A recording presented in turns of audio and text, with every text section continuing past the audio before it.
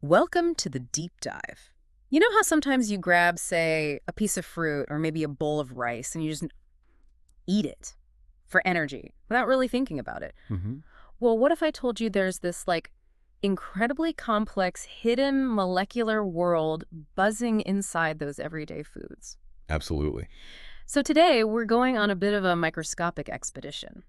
We're diving deep into the secret lives of carbohydrates. Yeah, we often just call them sugars or starches, sort of simplify them. Right, but they're actually these master architects of life's energy, and they've got these fascinating depths we're about to explore. Exactly. And this deep dive, it's all about peeling back the layers on the fundamental chemistry. We've looked at the sources and pulled out the key insights for you. Okay. Things like their basic building blocks, or those intricate 3D shapes they form, how they actually link together. And why it all matters, presumably. Crucially, yes. Why these tiny molecular details dictate, well, everything from how sweet your milk tastes to the energy your body is using, like right now. Okay, I'm ready. I suspect there are some serious aha moments coming, because it sounds like what seems simple on the surface is actually pretty complex underneath. Oh, definitely. So let's start right at the beginning. Carbohydrates. They're one of the big four biomolecules, essential for life. The others being proteins, lipids, and nucleic acids, yeah. You got it. And their role in biochemistry is just, well, fundamental. And the name itself, carbohydrate, that's a clue, isn't it? It really is. It sounds very scientific, but if you break it down, carbon, that's C, and hydrate, well, that just means water, H2O. Precisely. And that's why their basic chemical recipe, their empirical formula, is often written as CH2ON. Okay, CH2ON, what's the N? So the N just represents the number of carbon atoms. Simple as that. For something like glucose, it has 6 carbons, so N is 6. Ah, so C6H12O6, that makes sense. Exactly. And that N value, that variability, is what allows for the huge range of carbohydrate sizes. You get small ones, you get absolutely enormous ones. So if I'm picturing this right, it's like tiny molecular Lego bricks that can link up. That's a great analogy, yeah. Are these individual bricks what we call monosaccharides? Perfect. Those are the single Lego bricks, the basic monomer units. And when they form those really long chains, those become polysaccharides. That's it. Polysaccharides are the polymers, those long Lego chains you mentioned. Okay. Can you give us some examples of those single bricks, the monosaccharides? Here, common ones you've probably heard of are glucose, galactose, mannose. Fructose is another big one. Right, fructose and fruit. Exactly. Now, when these link up, they can form different kinds of chains, if it's what we call a homopolymer. Homo meaning same. Right. Every single link in that chain is identical, like a chain made just of, say, red Lego squares. Okay. But if it's a heteropolymer, it's more like a mixed bag. Different types of units all linked together, maybe red squares, blue circles, yellow triangles, that sort of thing. Gotcha. That makes sense. So we have the chains and the links. Let's zoom in on those single links now, the monosaccharides, the simplest sugars. Okay. When you first draw them out, maybe in a chemistry class, they often look like these flat, almost fishbone-like structures. Is that the Fisher projection? That's the one, the Fisher projection. It's a way to represent them on paper. But what really defines monosaccharides structurally is that they are polyhydroxyl. Polyhydroxyl, meaning many hydroxyl groups, those OH groups. Exactly. They're packed with them. And that's key. It's why sugars dissolve so well in water. They love water. And it's also why they're so reactive chemically. And you can classify them further, right? Right. Based on a key functional group. Yes, exactly. There's a defining group. If the sugar has an aldehyde group, that's a C double bond O single bond H group, usually right at the end, at carbon 1. We call it an aldose. Glucose is the classic example of an aldose. The sugar your body uses most directly for energy. And I guess there's another type then. You guessed it. If instead it has a ketone group, that's a C double bond O group, but typically it's tucked inside the chain, usually at carbon 2. Right. We call that a ketose. Fructose, the fruit sugar we mentioned, that's a key example of the ketose. This is pretty neat because the names actually tell you quite a bit, don't they? I mean, they nearly all end in O's. That's your first big clue. Glucose, fructose, lactose. O's means sugar. Oh, okay. But you can get even more specific. You combine the functional group type, aldo or keto, with a prefix for the number of carbons. Like hex for 6. Exactly. Tri for 3, tetra for 4, penta for 5, hexa for 6. So an aldotriose is a 3-carbon sugar with an aldehyde group. And a ketohexose. Is a 6-carbon sugar with a ketone group, like fructose. You can literally decode the basic structure from the name. That's really clever. Okay, so we've been talking about these flat drawings, the Fisher projections, but you said earlier in nature, especially in water, like in our cells or blood. Hmm. They're not flat. Not at all. They're complex 3D shapes. Hmm. And this 3D arrangement, this is where things get really interesting. It leads to something called stereoisomers. Stereoisomers. Sounds complicated. It just means molecules with the same formula but different spatial arrangements. And the key concept here is the chiral center, sometimes called an asymmetric carbon atom. Okay, chiral center. What makes a carbon chiral? It's a carbon atom that's bonded to 4 different groups, completely different things attached to it. This asymmetry, this handedness, is the absolute source of the incredible diversity we see in sugars. Wow. So a tiny difference in 3D arrangement makes a huge difference functionally. How much diversity are we talking? Well, think about it. Even a simple 3-carbon aldose, like Okay. glyceraldehyde, it has just one chiral center. Okay. That means it can exist as 2 to the power of 1.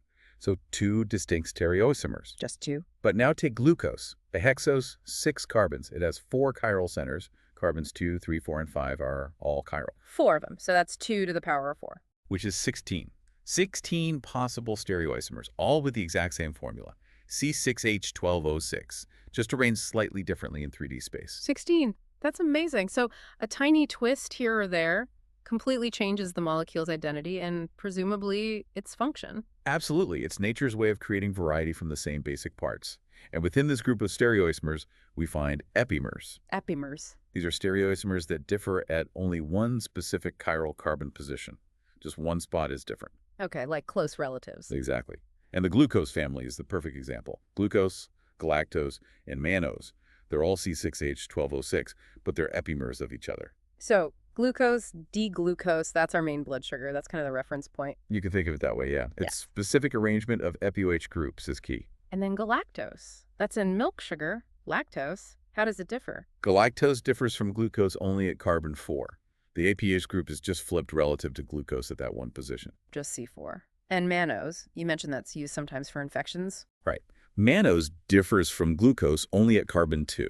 Again, just one flip, C2 this time. Wow. So these tiny single carbon differences explain why galactose is vital for, say, infant brain development, or why mannose might help with UTIs. It's incredibly specific. It really is. These subtle flips are like different keys fitting into different biological locks. And that brings us to another layer of this 3D complexity. Right. The D versus L forms. What's that about? Right. The D and L classification.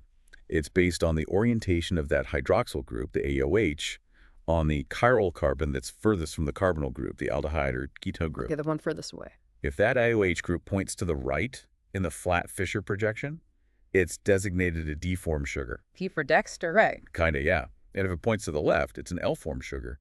L for levo. So right is D, left is L. Why does this matter biologically? Does our body care? Oh, it cares immensely. This is absolutely critical. For us humans, pretty much all the sugars we metabolize, the ones our enzymes work on, are the D forms, like D-glucose, D-galactose. Yep. So we mainly use D sugars. What about L sugars?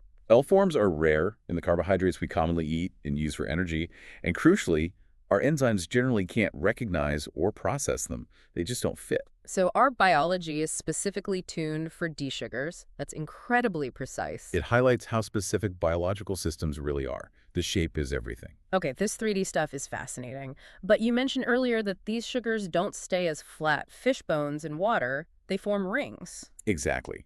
In liquid environments like inside our cells or blood, that flat chain form, the Fisher projection, is actually pretty rare. They mostly exist as stable ring structures. We often draw these using something called the Hareworth projection. Hareworth projection, how does a chain become a ring? It's a reaction within the molecule itself. Yep. An intramolecular reaction, basically the carbonyl carbon. C1 for aldoses, C2 for ketoses. Right. That carbon reacts with a hydroxyl group from further down the same chain. Usually it's the AOH on the chiral carbon furthest from the carbonyl, which for hexoses like glucose is typically the one at C5. So C1 reacts with the C5OH? For an aldehexose like glucose, yes. And that forms a stable ring structure, much more stable in water than the open chain. And do these rings always have the same shape or size? Good question. There are 2 common ring shapes that dominate. There's the pyranose form. It's a 6-membered ring. It contains 5 carbons and 1 oxygen atom in the ring itself. Think of it like a hexagon, but with 1 corner being oxygen. Okay, 5 carbons, 1 oxygen. This is the most common form for aldoses like glucose, galactose, mannose. So we talk about glucopyranose, for instance. Then the other common shape. That's the furanose form. It's a 5-membered ring. This one has 4 carbons and 1 oxygen atom in the ring, more like a pentagon shape. 4 carbons, 1 oxygen. And this shape is common for ketoses, like fructose, so you get fructofuranose. Okay, pyranose, 6-membered, and furanose, 5-membered. Now, when this ring forms, you said something else happens, something about a new chiral center. Ah, yes, this is crucial. When the ring closes, that original carbonyl carbon C1 in glucose, C2 in fructose, it becomes a chiral center itself. It wasn't chiral in the open chain, but it is now in the ring. Why does it become chiral? Because now it's bonded to 4 different things. The oxygen in the ring, the next carbon in the ring, a hydrogen atom, and a newly formed hydroxyl OV group. Got it. And this new chiral center, it has a special name, right? It does. We call it the anomeric carbon. And because it's chiral, that new OH group can point in 2 different directions relative to the ring structure. Creating 2 new isomers. Exactly. We get the alpha form and the beta form. Alpha and beta, how do we tell them apart? In the standard Herald projection, if that new hydroxyl group on the anomeric carbon points down, we call it the alpha form. Alpha is down. And if it points up, it's the beta form. Beta is up. You had a mnemonic for that. Yeah, I often say beta is on top. Helps remember it. Beta is on top. I like it. So this alpha versus beta distinction, does it seem like a small detail, but is actually really important? Profoundly important. This seemingly tiny difference in how that one OH group is oriented is fundamental to how our bodies digest and use more complex carbohydrates. It dictates structure and function. Give us an example. How does alpha versus beta play out? Well, think about starch, like in potatoes or bread. It's made of glucose units linked together with alpha bonds. Our digestive enzymes are perfectly designed to break those alpha bonds, releasing the glucose for energy. Okay, we can digest alpha bonds. But now think about cellulose wood, plant fibers. It's also made of glucose units, but they're linked together with beta bonds. Beta And our enzymes, they can't break those beta bonds. They just don't recognize them. That's the fundamental reason why you can digest a potato but not a tree trunk, even though both are essentially made of glucose. Wow, that is a huge aha moment. Alpha we eat, beta we can't, generally speaking. Pretty much, yeah. It's a fantastic example of how molecular shape dictates biological function. And just add one more layer of complexity. Even those ring drawings, the Hayworth ones, they're still a bit simplified, aren't they? They are. They're useful 2D representations. But in reality, in solution, these rings aren't flat hexagons or pentagons. They pucker up into more stable 3D shapes, most commonly the chair form. The chair form, like a lounge chair. Sort of. It's a more energetically stable, staggered conformation. And it's not static either. It's constantly flexing and shifting a bit in solution. But the Hayworth projection gives us the key info about alpha, beta, and ring size. Amazing. Okay, so we've really dug into the single sugar units, the monosaccharides. What happens when 2 of these decide to link up? That's where disaccharides come in, right? Double the structure. Precisely. Disaccharides are simply 2 monosaccharides joined together. And they're joined by a specific type of bond. Yes, a covalent bond called a glycosidic bond. That's the linkage that connects monosaccharides, whether it's just 2 of them or thousands in a polysaccharide. Glycosidic bond, how does it form? It forms through a condensation reaction. Basically, one monosaccharide loses an HH from a hydroxyl group, the other loses an 8H group, they join together, and a molecule of water, H2O, is released or condensed out. So water comes out when they join. Makes sense. And to break them apart, say, during digestion. You need to add water back in. That's called hydrolysis. Hydro meaning water, lysis meaning breaking. And typically, this requires specific enzymes called hydrolases. Okay. So what are some common disaccharides that we encounter pretty much every day? Oh, you definitely know these. First up is sucrose. That's just regular table sugar. Sucrose, what's it made of? It's 1 molecule of glucose joined to 1 molecule of fructose. Glucose plus fructose is sucrose. Got it. What else? Then there's lactose. That's the sugar found in milk. Milk sugar, right. I know that one's not as sweet as table sugar. Exactly. Lactose is made of 1 galactose unit linked to 1 glucose unit. Galactose plus glucose. Okay. And is there another common one? Yes, maltose. Sometimes called malt sugar.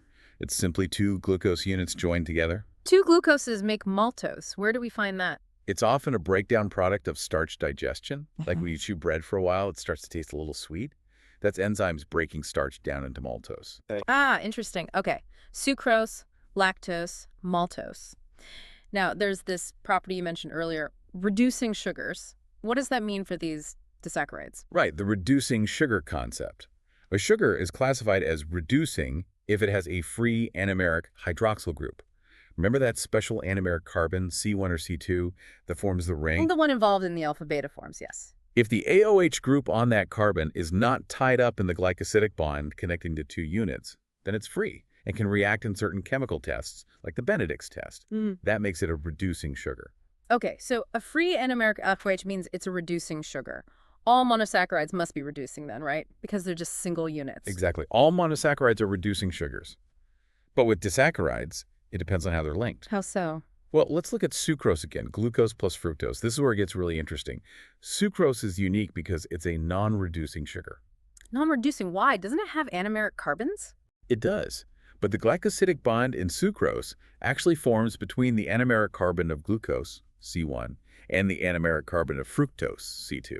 Both anomeric carbons are locked up in the bond. Ah, so there's no free anomeric hydroxyl group left on either unit. Precisely. It's like both potentially reactive hands are holding onto each other in the bond. So sucrose can't act as a reducing agent. That's really cool, a key chemical difference. What about lactose and maltose? Lactose, galactose plus glucose, and maltose, glucose plus glucose, are reducing sugars. Why them? Because in both cases, the glycosidic bond only involves the anomeric carbon of one of the sugars. The other sugar unit still has its anomeric carbon free, with its NOH group available to react. Okay, so they have one free hand left, essentially. Got it. Reducing versus non-reducing is a key differentiator then. It is, and besides that, disaccharides also differ in other properties, like sweetness. Right, you mentioned lactose isn't very sweet. How do they generally rank? Roughly speaking, fructose, as a monosaccharide, is the sweetest, then sucrose, then glucose, and lactose is noticeably less sweet. They also have different solubilities in water. Fascinating. Okay, we've done single bricks, double bricks. Now let's go big. Polysaccharides. The macromolecule. Really big players in the carbohydrate world, yeah. Found everywhere in nature, doing crucial jobs. And we can start with the ones made from just one type of monomer, the homopolysaccharides, usually glucose, right? Exactly. Let's focus on the glucose-based homopolysaccharides first. The most familiar one we eat is starch. Found in potatoes, rice, bread, pasta. It's plant energy storage, basically. That's its main role, yeah. Storing glucose energy for the plant. And starch itself is actually a mixture of two types of glucose polymers. Oh, what are they? There's amylose and amylopectin. Both are made purely of glucose units linked by those alpha-glycosidic bonds we talked about. Alpha bonds so we can digest them. What's the difference between amylose and amylopectin? Amylose is essentially a long linear chain of glucose units connected by alpha-1-4 linkages. It tends to form a sort of helix shape.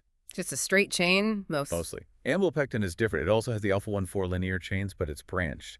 It has additional alpha-1-6 linkages that create branch points off the main chain. So amylopectin is branched, amylose is linear. Does that affect its properties? It does. That branching in amylopectin makes it, well, bulkier and often stickier. Think about sticky rice versus long grain rice like jasmine. Sticky rice has a lot more amylopectin. Ah, the branching makes it sticky. Interesting. Okay, so that's plant storage. What about animal energy storage? That would be glycogen. It's structurally very similar to amylopectin. It's also a branch polymer of glucose linked by alpha-1-4 and alpha-1-6 bonds. So like amylopectin, but more so. Exactly. Glycogen is even more highly branched than amylopectin. It's like an incredibly dense tree of glucose molecules. And where do we store this glycogen? Primarily in our liver and muscles. It's our readily accessible glucose reserve. When your blood sugar drops or your muscles need quick energy, enzymes rapidly start snipping glucose units off the ends of those many glycogen branches. So the heavy branching helps release energy quickly. Precisely. More branches mean more ends for enzymes to work on simultaneously. Clever design. Okay, starch and glycogen are for energy storage. What about structural polysaccharides? The big one there is cellulose. As you said, it's the most abundant organic substance on Earth. It's the main structural component of plant cell walls. Gives plants their rigidity. And it's also made of glucose, right? But this is the one we hit earlier, the indigestible one. That's the one. It's a long, linear polymer of glucose, just like amylose in structure, but with that one crucial difference. The bonds are beta-1,4 linkages. Exactly. Not alpha-1,4 like in starch and glycogen, but beta-1,4. And as we established, our digestive enzymes are stumped by that beta linkage. We just don't have the enzyme cellulase needed to break it down. Which is why fiber, which is largely cellulose, passes through us undigested, but is still important for other reasons. Right, and it's amazing how that one change from alpha to beta completely transforms the molecule's properties. Beta linkages allow cellulose chains to line up straight and form strong hydrogen bonds between chains, creating rigid fibers. Alpha linkages in starch lead to helices, better for packing energy. Structure versus storage, all down to alpha versus beta. Incredible. Is there another important structural one? You mentioned T10. Yes, chitin is another really important structural homopolysaccharide. It's similar to cellulose in function, providing toughness and support. Where do we find T10? It's the main component of the hard exoskeletons of insects, crustaceans like crabs and shrimp, and also found in the cell walls of fungi. So the crunch of a beetle shell, that's T10. That's largely chitin, yes. It's actually made of a modified glucose unit called N-acetylglucosamine, linked by beta-1 to 4 bonds, similar to cellulose, making it tough and indigestible for us. Fascinating stuff. And these were all homopolysaccharides. They're also heteropolysaccharides, right, with mixed units. Yes, there are many important heteropolysaccharides, often with complex structures involving different types of sugars or sugar derivatives, sometimes linked to proteins or lipids. Things like hyaluronic acid in our connective tissues, or heparin, an anticoagulant, but that's perhaps a deeper dive for another time. Definitely sounds like it. Okay, we have really journeyed from the simplest sugar building blocks, explored their 3D shapes, how they form rings, link up into pairs, and then massive chains. What's the big takeaway here? I think the biggest takeaway is that seemingly tiny details at the molecular level have enormous consequences, whether it's the placement of a single AOH group creating an epimer like galactose. Or whether a linkage is alpha or beta. Exactly. These subtle molecular differences dictate everything. Sweetness, solubility, how digestible something is, whether it stores energy efficiently or forms a rigid structure. It's all encoded in the chemistry. It really makes you think differently about, well, everyday food. That slice of bread, that piece of fruit. It's not just carbs, it's this incredibly precise molecular architecture at work. It truly is. So next time you eat that bowl of rice or enjoy some fruit, maybe take a second to consider that amazing unseen molecular dance happening inside.